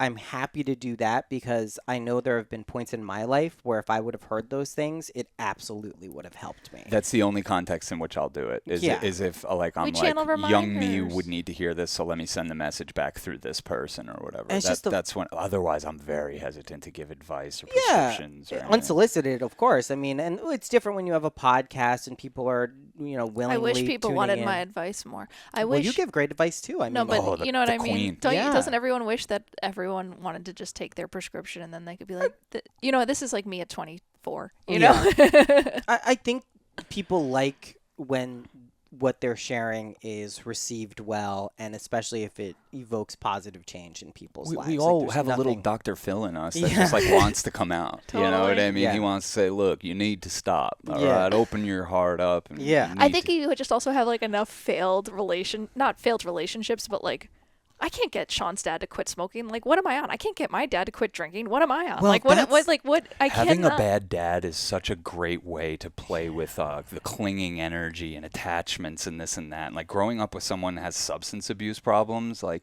try stopping them. You're their Yeah. child and you can't get them to stop. I think No. one. They love thing- you more than anything in the world, and and they won't stop for so, you. So you're so like, it's just like you learn to where to put your focus. Here's a what little bit I more. would say about that. One thing that I found can be useful in these types of situations is you don't take any action in the world, but inside your imagination, you imagine the conversation where your dad goes, "You know what? I don't think I want to smoke anymore." And you vividly imagine that scenario, and you would be surprised how powerful that can be to really change people's behaviors, habits, ingrained things that have been there for decades and maybe their whole life. It is a very powerful thing, and I think it does cut to the core of that. I believe that each of our individual experiences, we're creating that world. That's our world that we have created. Yes, we can share the experience. We can point to things that exist in our collective worlds, but everyone has this innate ability to change their reality, and that goes for the people in their reality as well. And that's why I just kind of always offer that as a suggestion for people to play around with, because when you see people suffering or you see people engaging in self-destructive behavior and stuff like that, you can feel powerless because like I can't get this person to stop Yeah. no matter what I say, no matter what I do, no matter how many things I point out. But when you just flip it and go internally and go, maybe I'll imagine a scenario where they just figured this out and it works differently, and you faithfully believe that and Yeah. expect it. I would say you can witness some pretty amazing things. Oh, well, Totally. we've seen it in relationships where it's like, despite someone's behavior, you're just holding the highest vision of them, and it's like they start to feel that and get inspired by that, and they start to become it. And and I think there's something about, like, I really appreciate you saying this, because it's the reminder I needed, because I am getting to this place where, like, okay, shaming Sean's dad's not working. Yep. He is he's like you, a total rule breaker. Yep. And it's like Opposite effect. it's fucking the opposite. So it's like I'm not doing that anymore, and I'm just like, I keep thinking he's going to have to come to this on his own, and I need to really render out the vision of him having that conversation with me more, where he's coming to that on his own, where he's like, I really do want to be here. All this stuff has finally gotten through to me. I don't like coughing up a lung all the time and sounding like shit, and I miss how good it felt. And the feeling of, what that feels like when that is real and when it's true, and how you feel that satisfaction, that relief. Also, I would just point out that I don't think this is something always that's the case, but smoking, other self-destructive behaviors, sometimes, if that's really what excites the person and they love, imagine that being okay too. Imagine that not having a negative impact on their life, because that also is a frequency that's being pumped out there. And sometimes when you allow that, that's when they stop. That's when they go, oh, this doesn't excite me anymore, because it's being allowed to exist, and someone isn't challenging my idea or telling me I'm doing something wrong, so I don't feel like I have to do it. So, like, there's just ways. Do you think I should talk to him and be like, hey, Jack, I thought about it a lot, and I really trust you. If your body wants you to smoke, it must be because smoking's good for you. Yeah. Reverse psychology kind I of shit. think that's valid. Again, I would say as an internal process, imagining those things is far more powerful than any action you're going to take out in the mirror world. I think you have to change your conception of the person. Be their angel, be their guardian angel who is allowing that frequency to be picked up, and then they can embody. Well, I will say, while my dad hasn't stopped drinking, his relationship with alcohol has, like, since I've chilled out about it and just accepted him for who he is, has, like, I'm like, damn, he's in a really good place that I'm like, I wasn't judging you with how hard you were going, but the fact that you're not going hard, oh my God, it makes me feel so good. Imagine this too. This is another kind of crazy thought, but I do believe it's accurate, is that what you believe about other people in your life actually condemns or liberates them from that state of being. If you believe someone in your life is doing something that harms them, you may be creating that situation for them. It may not even be their choice at that point, especially if you're someone who is good at putting out vibes and allowing things. You may be condemning them to that very situation that you don't want them to be in. I can't help it. He's like sneaking around with a cigarette. I'm like, I don't even want to talk to you right now. But the thing is that you don't react to that in the world. Like, this is a lot of it withdrawing your senses from outside reality and then just living in your imagination. And then you have that faith, that loyalty to the unseen world, and the expectancy that it is done, that it is given. Your prayer has been answered, and you're just waiting for it to show up and allow it to be. It's hard work. It's not something that I think is just a naturally easy thing for people to do, because we do constantly engage with the world. Like, that's our experience. But I just, in my own life, I've seen how powerful that modality shift can be. So how do we pray for peace? The way you pray for peace is imagining peace and knowing that it has arrived. And even if it is not showing up, and even if it is not there, and all of the evidence is to the contrary, knowing that it is just a matter of time. It is showing up, it is done, it is perfect, it is completed, and it will be done. When everyone does that, when everyone individually can resonate at that frequency, that's when it shows up. That's when everything shows. That's when the iPhone showed up, when that frequency was created or allowed to be and people resonated with it. That's how these things take place. That's how the aliens are starting to show themselves a little bit. And do some ketamine, and they're fully there. Ketamine for peace. I mean, ketamine is such an interesting substance because it just completely gets you out of your mind. You have this third person perspective on your reality, and it can be incredibly useful when you are stuck, right? Yeah. Either in a state of fear, anxiety, depression, whatever it is. That's where I view its power, as like a medicine, as something that is a spirit companion. I took a long break from it, almost 3 years, and rediscovering it and its potential and potentiality for individual change and perspective shifts. I mean, I think that's why it gets used therapeutically so often these days. It is a very powerful way to just kind of get you out of what your Yeah. train of thought has been, move those neural pathways around to create different grooves in your mind. And I love it for that reason, and I think it will in some way be a part of my life, probably throughout my life. Yeah. But Alien dust. it is alien dust, right? I mean, geez, Yeah. they come through. Geez, they come through. Yeah. Well, your alien nature comes through. Like, Right? it's not just personal insights. It's like, if you do ketamine enough, like I did for a couple of years, like, yeah, it's like, okay, I kind of, my personal shit, whatever. Yeah. You start thinking about some, like, what is money? What are these markets? What the fuck are Right? borders? What are, Right? and like, you can just sit from your perch, like, above humanity and just see the madness. And, Yeah. like, most of the times it makes me laugh and just be like, wow, I'm actually glad I'm stuck in Sean's perspective. It's relieving to just have to be one person. One person. Because when you're Yeah. that zoomed out, it can be Everything. like, Oh my god. holy shit. Like the God perspective on things it's terrifying.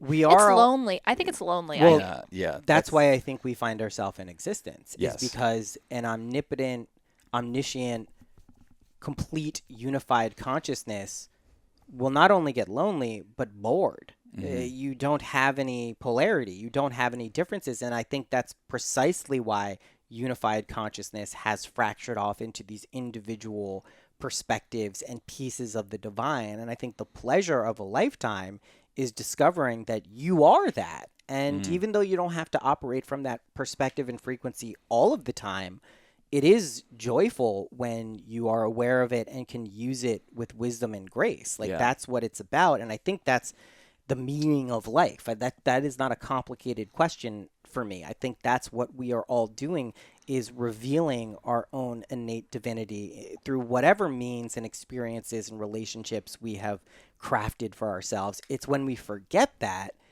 and we think life is being done something being done to us, Yeah. where it gets very gnarly and it can get very scary and lonely and fearful. And discovering antidotes by going into the world and into yourself, I think, is what we're Yeah. constantly doing. That's the process of a spiritual path. And Yeah. I don't think there's anything wrong with it. I think it's perfect in that sense. I think the angels like when we're grateful, so they bless us more when we say thank you for That's my all our favorite prayer. gifts. Thank you. And That's I it. think part of the, like, to me, the grace is like really fully embracing and accepting and getting down with that.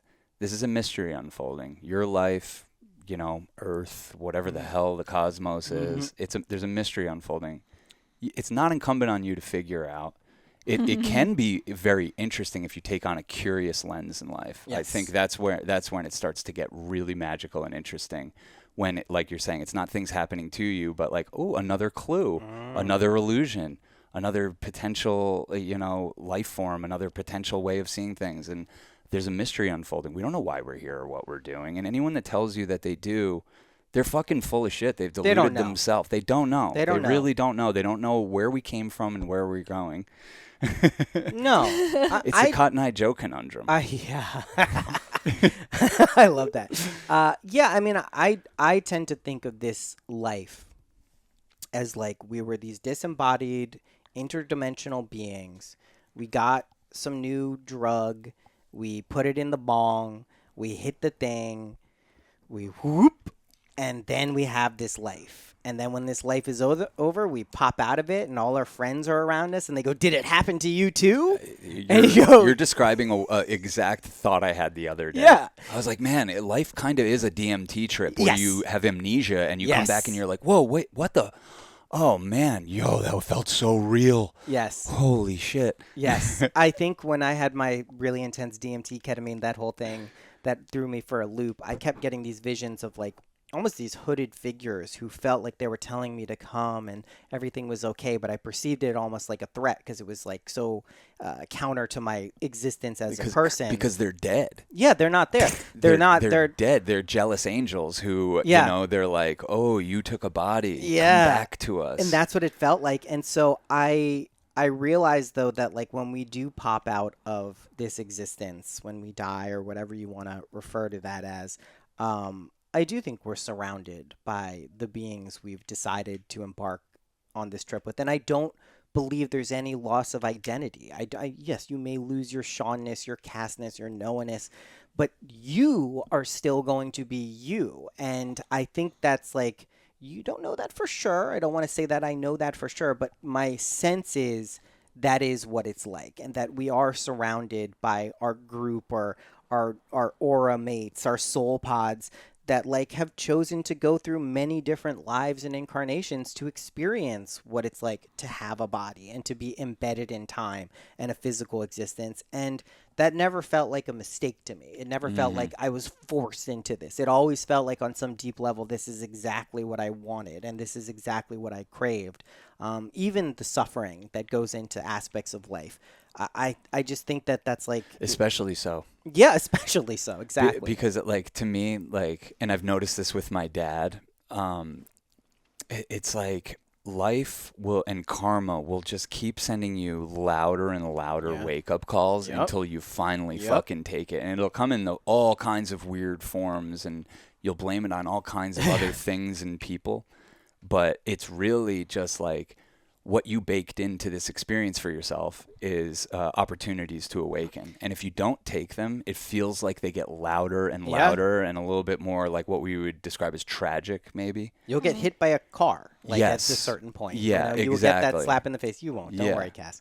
But like, I'm not saying if that stuff happens to you, you're a bad person or you didn't listen or that's it. But like, let's take these opportunities, the small and large, to grow, to learn from each other, to evolve our spirit, because it feels like that might be the only real thing we can do and the only, I don't know, lasting thing we can do.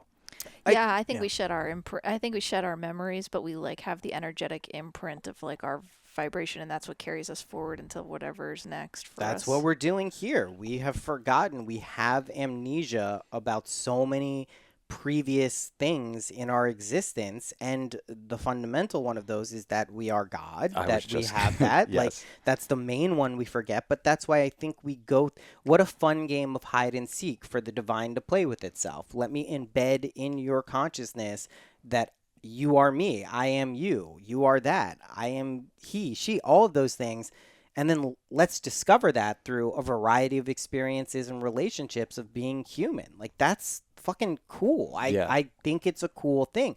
Doesn't mean it's always fun. Doesn't mean it's always like a pleasant experience. But I think one of the cool things is when you really resonate, you have that Jesus Christ moment, being awakened to your own divinity, you then do get a certain level of command of your experience and reality. And that to me is important to remember. It doesn't mean you're going to be micromanaging and control of every single thing that happens, but in terms of your perspective, your emotions, your feelings, you do have a degree of control over those things, and it's important to not forget that. Totally, that's what like acid does. It puts you face to face with your lived karma, and you have this like overwhelming sense of responsibility of like, oh, what I experience is a direct relationship to what has come before, and it just like kind of just kicks you in the ass, and you're like, you want to feel good, like do stuff that's good, feel an integrity with yourself. You want peace, be kind. You want to laugh. I like have each a funny thing is time. getting a leg kick. Yeah, that's like you're like kicking it into reality. I love it. I think it makes a lot of sense. It's like, if you want energy, create energy. Move your body, create the energy you want. If you want sex, be sexy. Yep. Be sex. Yep. Like if works. You want money, be greedy. Yeah. Go for it. Be greedy. Be it's greedy. Plenty. Just resonate with abundance. Resonate with your own innate ability to attract what you need at the right time, at the right place. Imagine yourself being that person who has those things, and truly allow yourself to believe that. Don't use willpower to try to convince yourself or force yourself. It's nothing. It won't do anything, but a subtle change in your vibrational frequency towards gratitude. And that's why gratitude is so important. Like when you're grateful that you're wealthy or you have abundance, even if you don't, watch what happens. Watch the scenarios and opportunities that unfold in your life that make that a reality, make that true for you. But you will know if you're grateful because when you get hit with a bill or you get hit with financial hardship, if your reaction is, oh no, oh shit, oh fuck, here it comes again, then you're not really grateful for having it because you don't feel like you have it. And that's not to condemn anyone. I've been there. I oscillate in and out of that at various times in my life, but I do know that that is actually what creates the conditions and situations to experience any type of abundance or harmony or peace or love. Yeah, I mean, just try to be grateful for things that maybe you don't see or experience in your world and see if they pop into it because they do. They do. I mean, it's inevitable. But we do it with our movies. Like literally, we use our imagination to come up with the movie. And then if that vision is strong enough, the money will come to us and the people to be in it. And that's what's crazy to me. And that's the thing that's where I point all my faith is in that. Whatever that process is, if I can keep dreaming these things up, the resources and subjects will keep happening. They come, and that's why I think it's also important to just imagine greater and grander things for our lives. Like that's what I'm constantly trying to keep my eye on the ball in that sense. Like I want incredible experiences. It doesn't have to be. I'm not attached to a specific outcome, but I can imagine incredible, amazing things happening in my future experiences. And inevitably, whenever I've allowed myself to go there, that's when those things tend to show up, and that's when they're there. And conversely, when I restrict my consciousness and viewpoint and put on the blinders of the struggle or the difficulties or the shitstorm, that is reflected back and amplified in my life. And it's like, that doesn't excite me, right? There's an element of like, oh, I'm in it, but like, it's not exciting. It's not particularly interesting to me. And like I said, I'm trying to focus, and I am focusing on things that excite me. That, like that's, why wouldn't I do that? Like, why would I focus on something that isn't exciting? And it doesn't mean if you go to a job and it's like not a generator. Like it's like, I mean, I'm a manifesting generator, whatever the fuck. I genuinely run on enthusiasm, but Sean has to say that to me all the time because sometimes I don't, celebrate as much as he wants to. And he's like, we run on enthusiasm here. And I'm like, you're right. It's so true because your enthusiasm is where you focus your intention, and your attention's where all your energy moves. And then where you're, if you want to create anything. So I came across a YouTube short the other day, and it was, I hope I don't bastardize it, but generally it was the Ho'oponopono. Ho'opono. Yeah, Ho'opono. Someone was saying a therapist or whatever came into a psych ward and did that prayer with each of the patients, but not with them, by looking at their name on a piece of paper, and that their mental health of all of them improved. Do you believe? Right? Of course, I believe that. I believe it too. I believe that it's such a powerful prayer that you can direct it towards really big things, really small things, and it can change everything. It works for whatever it takes to engage your faith. If it's a bunch of words, if it's a ritual, if it's something you catch yourself by surprise, if it's a discipline for you. But I think that's all it is. Your faith is the thing that's making the magic happen. There are three things that I identified. This is what these imaginal group things I've been doing this month, and I'll probably do one in January. There are three things I've identified that are core components of like affecting real change in your reality. One is repetition. And that varies depending on, where you are and what you need. Sometimes it's very easy and you might not need to have a very disciplined approach in your repetition. But whatever practice you're doing, there's an element of repetition. You're half the man you used to be. Like, right. Compare this podcast. I know. I was so fat. It was crazy. I saw it. I was like, oh, my God. And I think I'm wearing the exact same shirt. It's much looser. So repetition and then faith. which I would define as loyalty to the unseen world. That is what faith is. Fill in the blanks wherever you want. And then the third is expectancy. You need to expect that these things are finished, are done, are coming, are there. Those three elements combined are incredibly powerful for evoking change in your own internal consciousness and your reflection of your consciousness, the world. Like if you implement any degree of those three things, you are in for like a pretty cool ride. And it cuts both ways. That doesn't just mean it's only for the good stuff. It's only for if you are repeatedly telling yourself stories of shame, guilt, fear, worry, anxiety, if you are believing that those things are true, regardless of evidence or even being confirmed by evidence, and then you expect those things to continue, you will get that experience for anything in life. And it is a very neutral way of viewing reality in yourself. And, we're always manifesting. It is not something that's turned off just because we choose not to focus on it consciously. We are always doing that. So take the controller, play the game, take some action. It's a lot more fun when you get behind the wheel a little bit. Yeah, because otherwise the world, the mass mind, the narratives, the systems, the governments, the economy are more than happy to fill in the blanks. They will let you know who you are, what you're supposed to be doing, what's possible, what's not possible, what you're capable of. That will naturally be filled in because that's how reality is generated. We have to generate it. That's why we have to sleep. There's also this weird thing. I'm sure you guys have noticed it when you're really working on something that you're just so excited about. You love it so much. You get up, hours fly by that you're doing it.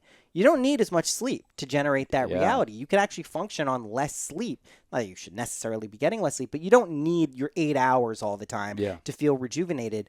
It's when life is hard and you're working so much to sustain and get through it and your energy. It doesn't matter how much sleep you're getting, you will still be exhausted because you have to go shut your conscious mind off just to resummon the energy and strength to recreate this place every day that we wake up in. So that's, again, it just goes back, focus on the shit that makes time move quickly. Focus on the stuff where you get lost in a moment or some art or listening to music or whatever it is, watching a comedy thing, listening. Those things will make your life feel easier. It will make things flow in a more natural way.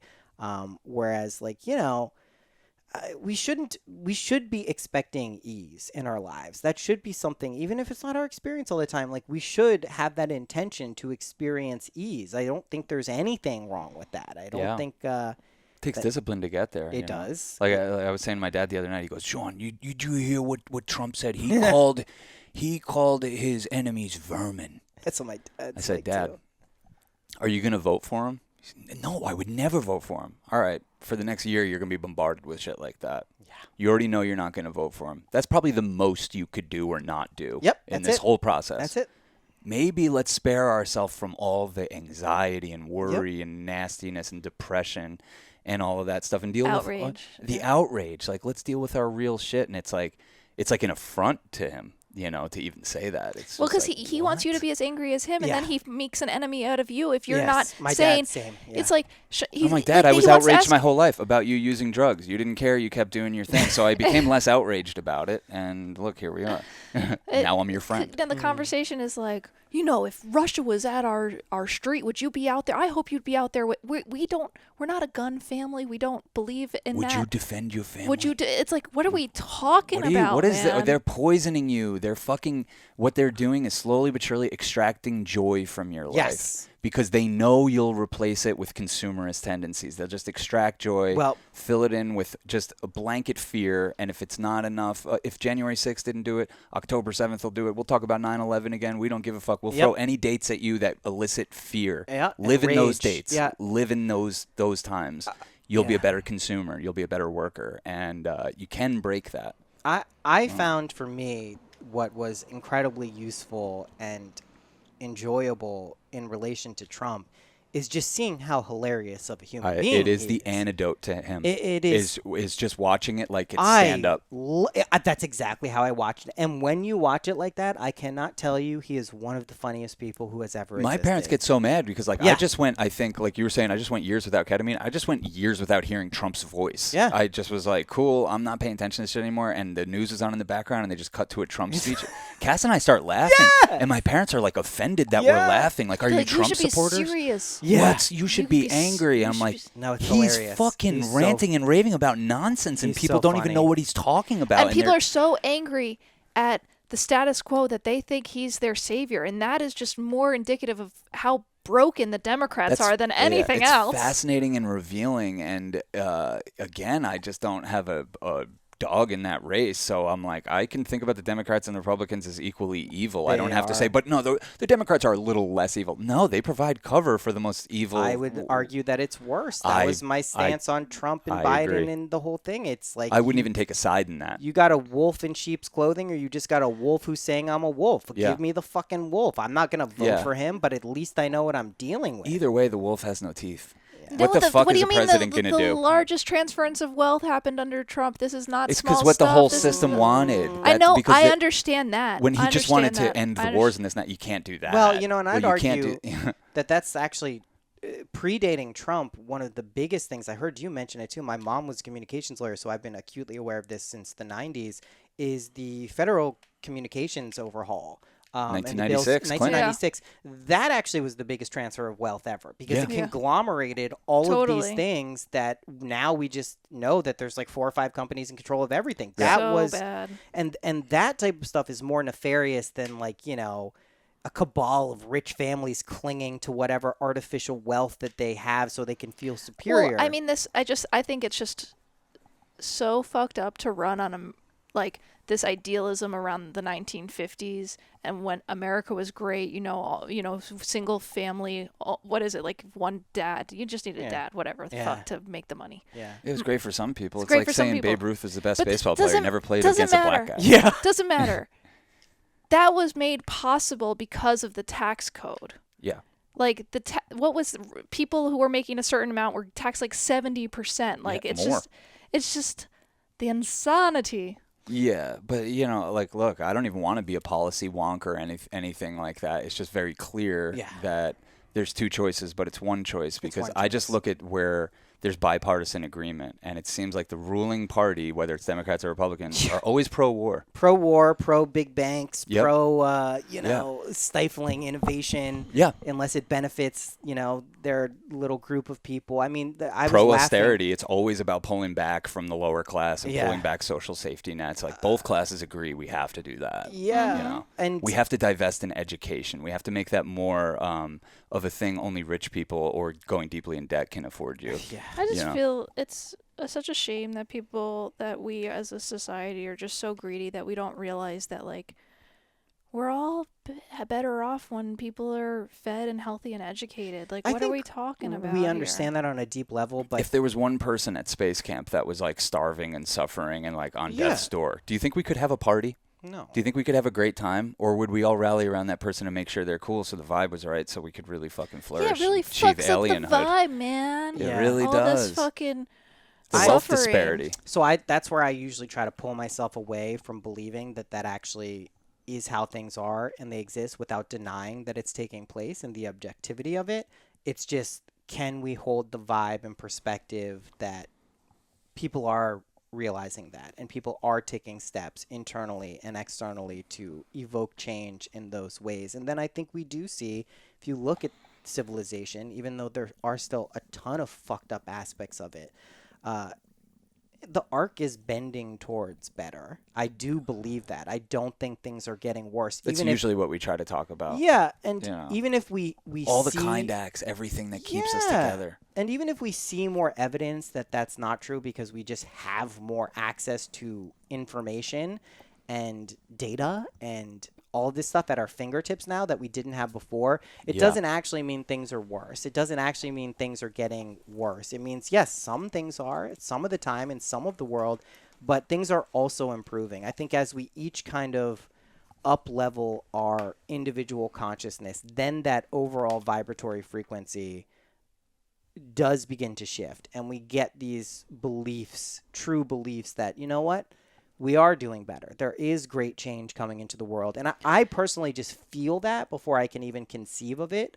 Like, I feel that these next 3 years, let's say, next year especially, but you go even past that, are going to be very, very positive. They're going to be very revelatory. It doesn't mean it's always going to be a utopia and everything is great, but I can We got like 400 more years for that. No, and I can sense, though, that, like, we have a lot of cool, positive change about to show up and is already showing up. In many ways, I feel that it's there, it exists. We're just about to move through that phase, and that's exciting to me. So I try not to, like, look at all of the ugly parts.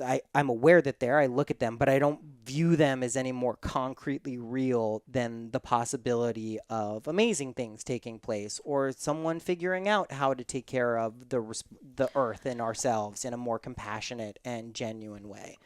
Totally. That's how you can start to be like, I personally know what social media does to me, and I have to take a step back so I can reclaim my anything else in my life.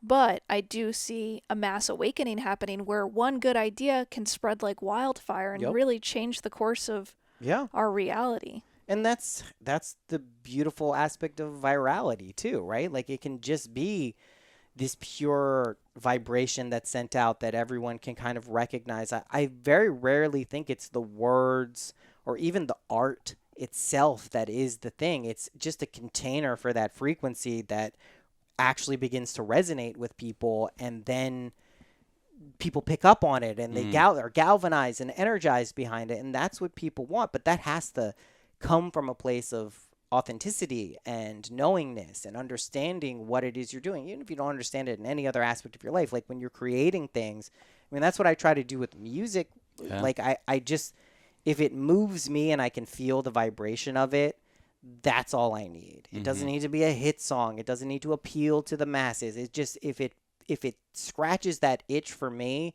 then it's valid. It's complete. It's a thing that I am happy to attach my name to and put out into the world. And I think that's all good art and all good stuff. That's what's underneath it. That's what is the generator and attractive force that gets people to kind of resonate with it. And I don't know, that's worth focusing on in life for me. That's more than enough for me to, like, make my life's mission or make a huge component of my life. And I just look forward to doing that as much as I can for the rest of my life. And that's satisfying for me. That's fulfilling. I agree. I thank the angels that we live in this time where we can be an introvert and do our kind of art and have these kind of conversations, and they can get out there.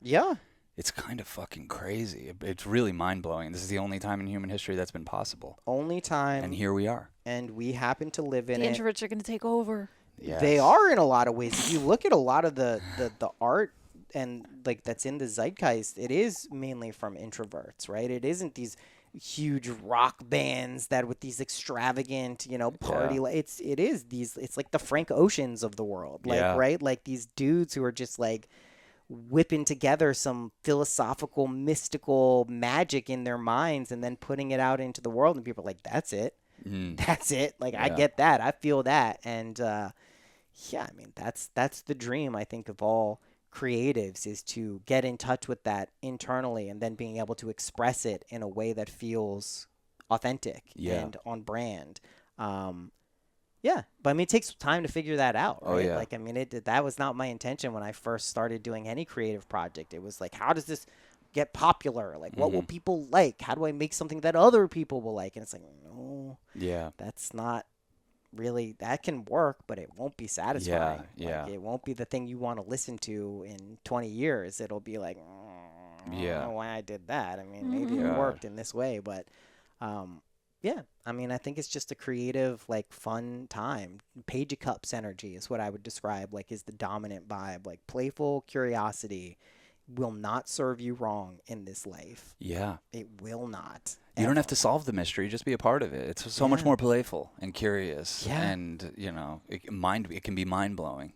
And there can be endless novelty if you have that kind of lens on. Yeah, and especially when things seem really really fucking serious, if you can remember that perspective, that is when you really can like do some cool shit in the face of extreme odds and just difficult situations and circumstances. And that to me is exciting. I love beating the odds. I love triumphing in the face of defeat. I'm trying to get down the level of defeat that needs to happen. I'm trying to mitigate that to some extent so it doesn't have to be such a dramatic like emergence or triumph.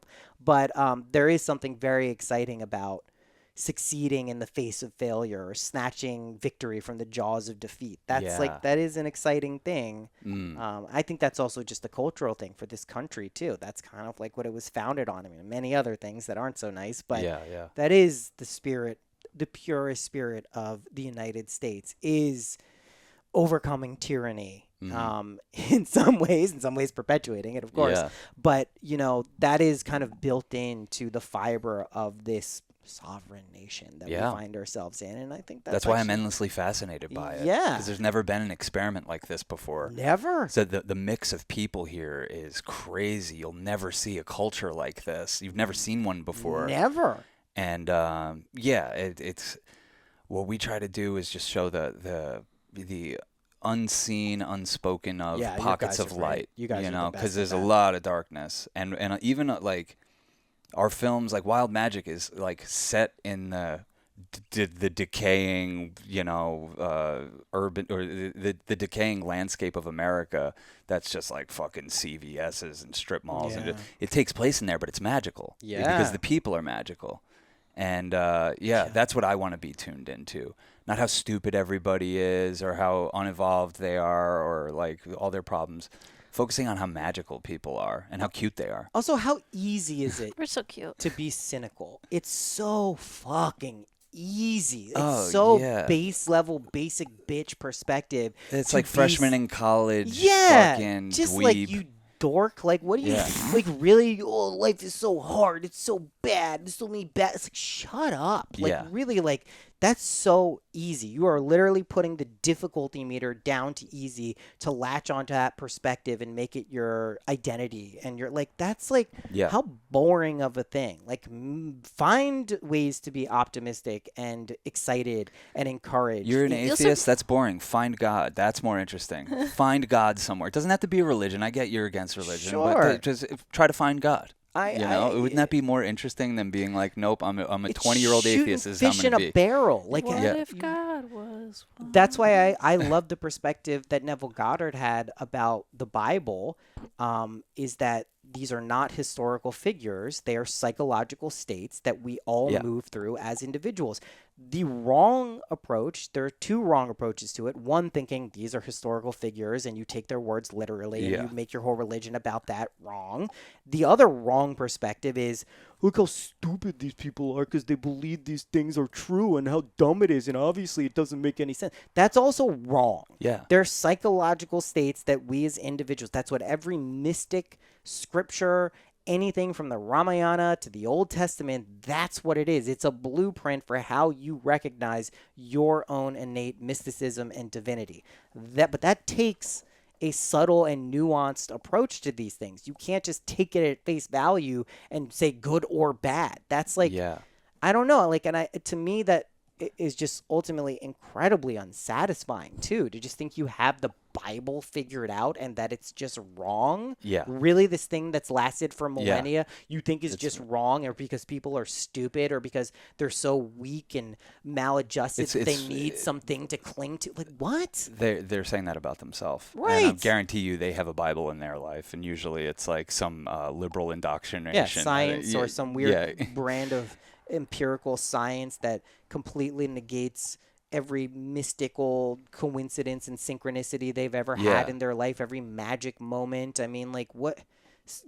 When I first read the Bible, I took it more literally. Of course, everyone I does. was a teenager. I was a kid. Of course, you everyone know? does. And so I get that. It's crazy that there was adults perpetuating that. But then you get a little older and you give it a reread and you're like, oh, whoa. Oh, Jesus Christ. This is Jesus Christ. It's Right? Jesus Christ. It's like if you only saw Fargo once, you might come out of the theater being like, what the fuck? That was like incredibly like boring and then violent. Brutal, like, what the fuck? boring movie. Yeah, but if you it's watch so it again, you're good. like, this is one of the best comedies that America's ever produced, from maybe two of the most comedic geniuses, the Coen brothers that we have. Amazing. I Fellow love their Jewish brothers movies. of yours. Yeah, my Jews. They support the IDF as well.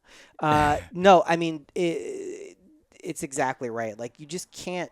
Try not to take everything at face value. Try to get underneath the surface. A lot of things will come off as tragic on face value, but they definitely come off as comedic upon further Tragedy investigation. plus time equals comedy, right? Exactly. Mel Brooks. I mean, it's a classic thing, and it's very true. And look no farther than your own life. That's what I'm saying. Horrible things you went through, the immense suffering and pain that you experienced, and you look back and you go, "Holy shit, that was crazy, right? Like that was nuts." Yeah. Yeah, it's just try to get underneath the surface of what's being presented.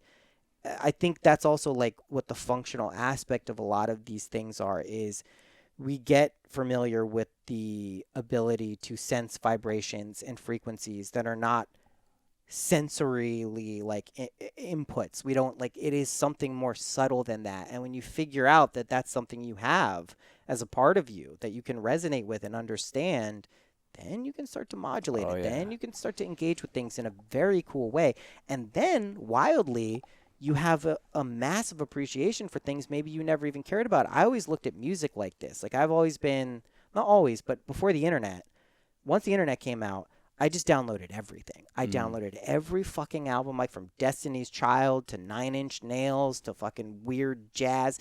And I just was like, this is amazing that all this stuff exists. And not all of it's my favorite. It's not what I choose to listen to. But when you can start appreciating all different forms of music, that speaks to some level of consciousness that you are going through. Your awareness is increasing, and we have it so on the nose with taking 2 tabs of acid and finally being able to hear the dead. Right. It's just so quintessential, like, and then that and just being able to hear the dead opened me up to everything I love now. Everything. Right. You know, I got out of my one little lane of like punk rock, you know, hardcore. Yeah. That kind of thing. It's important, too. You expand your horizons. You expand your awareness. How we looking, Cass? Did it get cut off? Cass? Yeah, it was an hour and 53 minutes, so what is it? Oh, just cut off. All right, well, let's wap it up. All right, Whatever. we'll wrap it up. No Cool. end. Well, no, I can put this back on. I just have to delete some stuff. Babe, we It's did it. cool. We just talked for like 2 2 hours. We're good. Well, let me just...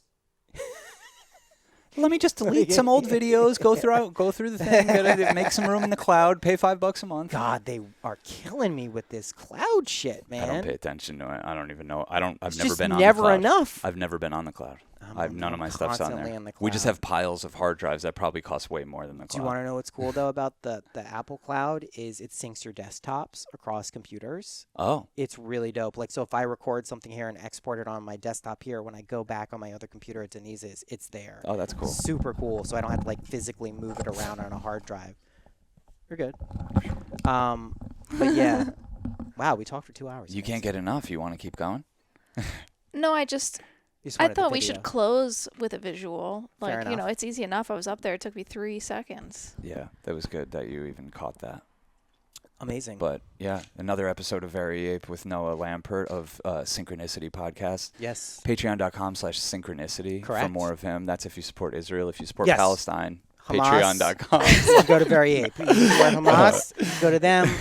IDF, come to me. Yeah, there's lots more from us on, Patreon.com/Church of Chill. Please support us. We really appreciate it. If you Yeah. dig what we do, that's the best way to support us. Do it. I'm a loyal patron from, I think, day one, and Yeah. it's one of my favorite Likewise. Patreons out there. It's amazing. keep Discord's it stocked. amazing, too. Discord. It's Oh, my dope. God. That's where it's all happening. So join our Discord.